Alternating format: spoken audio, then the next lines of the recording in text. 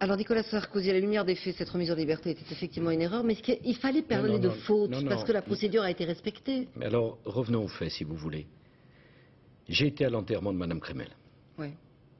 Il y avait à côté du cercueil sa fille de 12 ans et son mari, d'une dignité remarquable. Je suis représentant de l'État.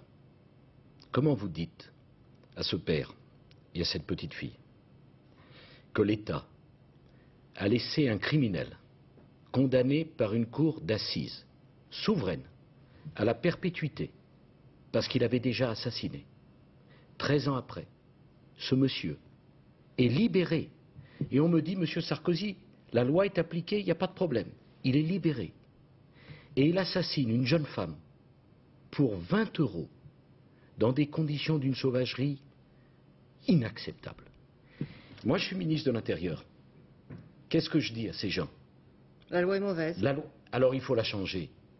Et combien de temps va-t-on tolérer qu'un individu condamné à la perpétuité parce qu'il a tué ressort 13 ans après pour retuer? Alors je demande plusieurs choses. La première, c'est que les conditions de l'application des peines, eh bien il n'y ait pas que des magistrats qui décident. Il y en a 3 normalement, il y a une collégialité. Parfait. Eh bien au lieu de décider entre eux, je propose une chose, qui est désormais systématiquement un représentant des victimes et des associations de victimes. Après mais pas des victimes directes. Non, des associations de victimes. Après tout, Madame Laborde, les victimes ont peut-être leur mot à dire lorsqu'on relâche des assassins, des criminels ou des délinquants. La deuxième chose que je voudrais dire... Est-ce que ça ne risque pas d'entacher la sérénité de la justice qui doit prendre un peu de recul par rapport... Mais je vous rappelle, que ce qui est choquant, c'est qu'une femme ait été assassinée par un récidiviste. Tout le monde est d'accord là-dessus. C'est pas autre chose. La deuxième chose que je veux dire, c'est que les multirécidivistes, maintenant, ça suffit. Il faut prendre des mesures pour que ceux qui ne comprennent pas comprennent enfin. Et je demande qu'il n'y ait plus de sursis lorsqu'il s'agit d'un multirécidiviste, qu'il n'y ait plus d'aménagement de peine lorsqu'il s'agit d'un multirécidiviste. C'est-à-dire qu'ils effectuent leur peine jusqu'au bout. Exactement, et qu'il y ait comparution immédiate quand il y a un multirécidiviste. Parce que les policiers et gendarmes, vous savez, ils en ont assez de courir pour arrêter les mêmes qui recommencent. Et puis il y a une troisième chose, qui est le problème difficile de la responsabilité. Et j'aimerais qu'on y réfléchisse calmement. La responsabilité des magistrats, c'est ça que vous voulez dire? Bien sûr. Parce que là, j'ai vu beaucoup de décisions et de déclarations corporatistes. Quand un médecin vous opère et qu'il commet une erreur d'appréciation, on va voir le juge. Il est traîné devant les tribunaux et il est condamné. Quand un homme politique se trompe, il est condamné. Quand un Français se trompe dans sa déclaration sans intention, il doit payer les conséquences. Je voudrais poser calmement la question. Est-ce qu'il peut exister un pouvoir, le pouvoir des juges, sans responsabilité? L'un d'entre eux a dit quelque chose de formidable, de très intéressant, M. Bilger. La responsabilité, ce n'est pas une malédiction, c'est une chance. Alors j'ai voulu poser le problème. Parce qu'une erreur d'appréciation qui conduit à un meurtre, qui conduit à une famille dans le désastre le plus total, qu'est-ce qui est choquant? Que je pose cette question ou que cette femme ait été assassinée? C'est peut-être pas la bonne formule. Pardon? La faute n'est pas une bonne formule? Non, mais parce qu'une décision qui conduit à ce qu'une femme qui fait son jogging est assassinée, vous appelez ça simplement une faute? J'appelle ça un drame qui doit nous appeler à réagir. Et pour une fois, à agir. Alors, revenons sur la responsabilité des magistrats. Vous dites qu'en effet, on doit réfléchir. Ça veut dire quoi? Qu'il faut mettre des instances, que vous allez travailler là-dessus avec Pascal Clément, parce qu'après tout, c'est lui le garde des Sceaux.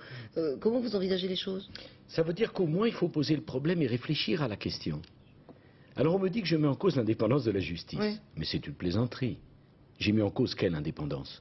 Je dis simplement que quand on se trompe au point où se sont trompés ces 3 magistrats, ça peut arriver. Mais il faut quoi? Que le Conseil supérieur de la magistrature prenne des sanctions? Quand vous pensez que la jurisprudence du Conseil supérieur de la magistrature s'interdit de donner des sanctions sur une erreur d'appréciation des juges. Alors regardez, Françoise Laborde, dans votre journal, il y a quelques mois, on a parlé d'Outreau, où des gens ont fait 3 ans de prison pour rien. Dans votre journal, on a parlé de l'affaire, pardon pour Dominique Baudis, il n'y était pour rien. Où on a brisé des vies, parce que 2 prostituées ont fait des déclarations invraisemblables. Eh bien, permettez-moi de vous le dire, dans le divorce qui existe entre la justice et les Français, qui est réel, il y a aussi le sentiment que le Français de base est responsable, et que le Français qui n'est pas de base n'est pas responsable. Et je voudrais te poser une question aux Français qui nous regardent.